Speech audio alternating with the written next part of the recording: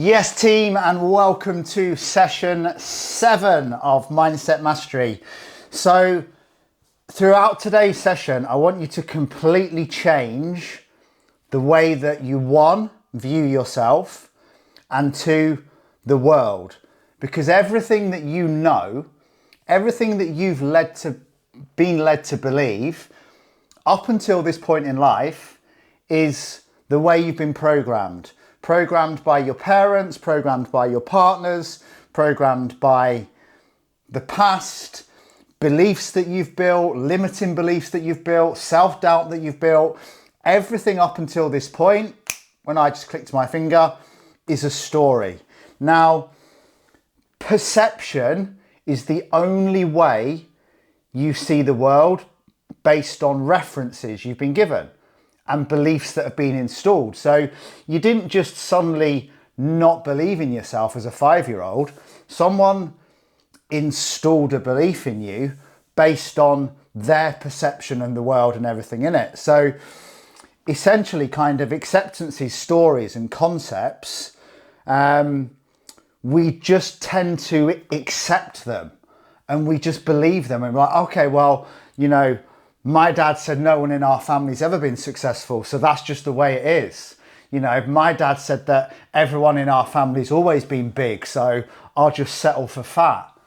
You know, no one in our family's ever been for university, so I'll just write that off at the age of 12 because, well, that's what my daddy told me. All bullshit, right? Now, when I ran 200 consecutive miles, almost everyone said, fucking hell, Lee, like, how did you do that? Like, I could never do that. And, you know, well, why? Why couldn't you do it? Just stop what you're doing right fucking now, right? And ask yourself that question. Why? Why couldn't you do it? What's so different about me compared to you? Why could I run 200 miles but you can't? Have I got extra special legs? Have I got an extra special heart? Lungs? Some kind of fucking super juice? No, nothing. Was I born a runner? Have I had running lessons? No. There's nothing different between me and you. I don't have a superpower. I don't have different legs. You just have a belief that there's so many things you can't do. You have a belief about your earning potential. You have a belief about your relationship. You have a belief about your past. You have a belief about the limit that you can get to your body. But it's all stories. And everything you've told yourself that you can't do is fucking bullshit. And I want you to know that right now because you can do anything that you want. You can achieve anything you want. You can have any body, you can have any amount of money, you can live in any house, you can drive any car, you can have anything you want. You just need to drop the story about why you think it's different for you and knuckle down and do the work. So you are just basically acting the story of your life on what you perceive to be true. And it's not. Like, I could list 100 false beliefs that I've had right now. I've had all of them self-doubts, all of those self-beliefs. Like, I remember talking to Marcus Smith when he was my coach and he was like, what's nagging you at the minute? And it was like, that was when I was training to run 100 miles. And I was like, I'm getting to 50 miles and I'm fucked. And all I'm thinking is, how on earth am I going to run another 50 miles on top of the 50 that I've already run? I didn't need to think about that at that point. I just needed to think about the next logical step, which was how do I get to 60? Or even how do I get to 55? And again, that's what we do. We build things up in our head to be so big and so far-fetched and so unachievable that we don't even try because we make them unbelievable or unachievable with our own limiting beliefs. Now, as I said, you have to become an AOC.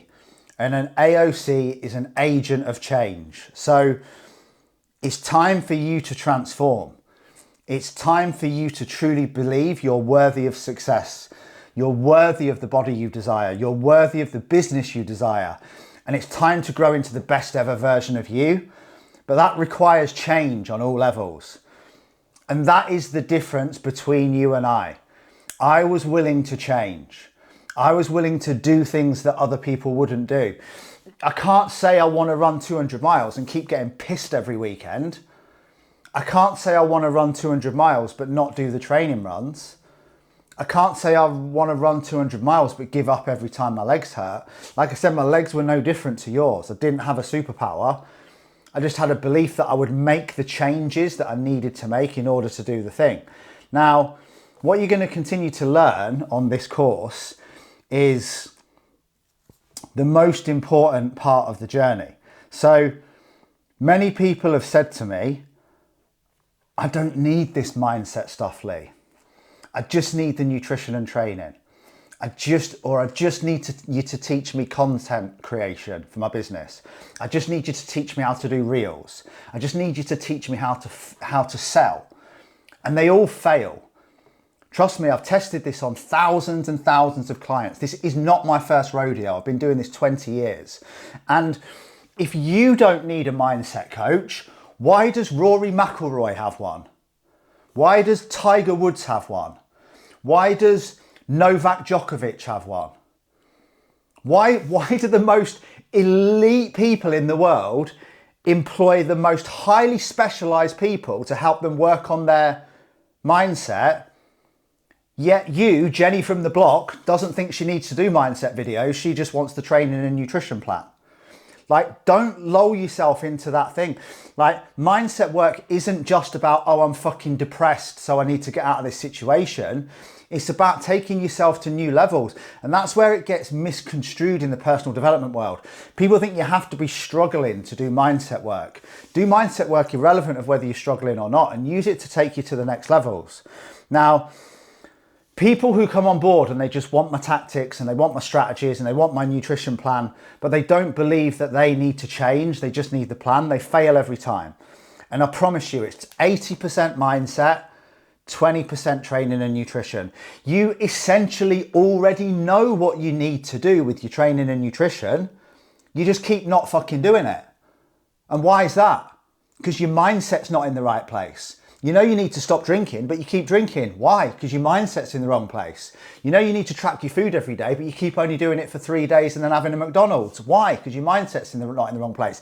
Yet every week you're still ticking on your check-in, didn't do the mindset video, or don't really feel I need that mindset stuff. Like, don't delude yourself. Now, some people that are, some people are that attached to their beliefs, right?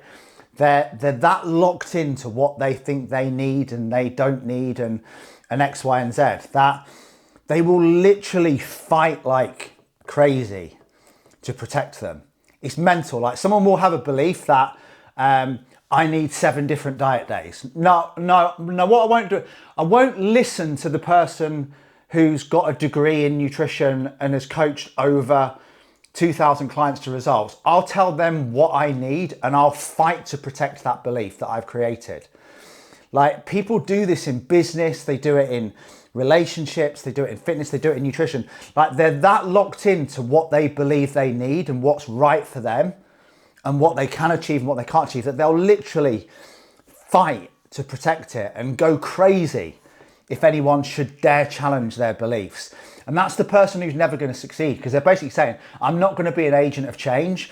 Basically, I want to stay exactly how I am, but I just want the tactics and the strategy. And trust me, that doesn't work. Now, so what are the things that you've been believing that are wrong?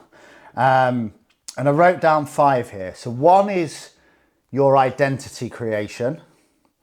2 is believing that you have to listen to superiors or authority. I don't think I've done that since I was about 12. That formal education is important. Fuck that. That something must be either right or wrong. That something must be good or bad. How many times do people say, what are good foods to eat? What are bad foods to eat? We talk about good people and bad people. And the birth of the victim and their story. Those are the 5 things that people struggle with. So the 5 areas, should I say, which I'm going to break down in the next sessions where people go wrong.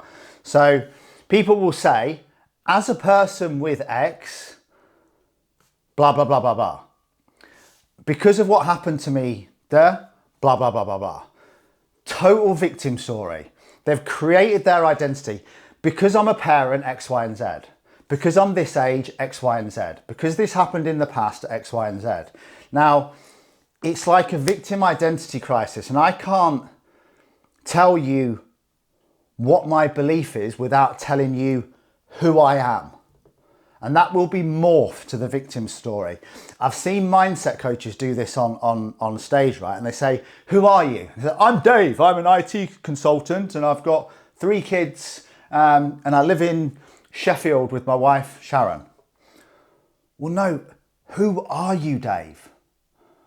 Like, who are you? What's your identity? What do you stand for? What are your beliefs? People get that question so wrong. And then before they've even started going after the goal, they'll almost start telling, like some of you have done this before, certainly when you sign up, you almost start telling the story of why you can't achieve the goal and why it's different for you before you've even started on that journey. And I'm here to tell you you're wrong, because every single one of you can achieve anything you want. But society is essentially birthing victims and giving them stories before they're even old enough to film their own identity. I told you that story so long ago when I went, Logan, what car do you want? And he went, I says, what car do you want when you're 17? And he went, a Lamborghini. And I almost went, yeah, I don't think you're going to be able to get a Lamborghini when you're 17, Lee. And I went, no, shut your mouth. Yeah, I went, yes, yes, yes, yes, yes. Let's make sure that we get you a Lamborghini on your 17th birthday. What colour would you like it in? Red. Brilliant. Let's commit to that and go after it. So how easy was it for me to sort of say to him, mate, as if you're ever going to get a Lamborghini on you by the time you're 17, like, have a reality check. But that's what we say, right? And that's, you're programming a 7-year-old that he can't have that thing by that age because it's not achievable. So who's ready to start creating some brand new beliefs? Because trust me, what you're going to go through in the next few weeks, sessions 8, 9, 10, 11, and 12, is going to blow your mind. And you're going to see everything from a completely different worldview. And you're going to realize that opportunity is absolutely everywhere. That you've been walking around with your eyes closed for half your life. And that you can be, have, and achieve anything that you want. That's session complete. Let's get on to the next session, session 8, and start blowing some minds. I love you all. See you on the next session.